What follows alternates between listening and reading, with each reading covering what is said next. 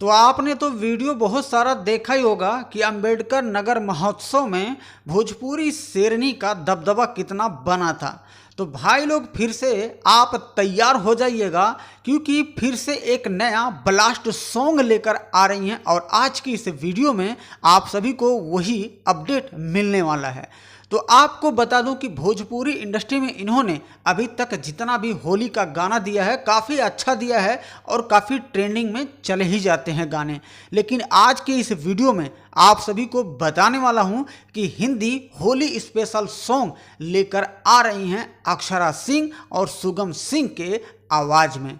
5 से 6 घंटा या 7 घंटा पहले ही गाने का पोस्टर शेयर कर दिया गया है, जो कि यहाँ पोस्टर स्क्रीन पे देख रहे होंगे, जिस गाने का टाइटल होगा जोगीरा सारा रारा।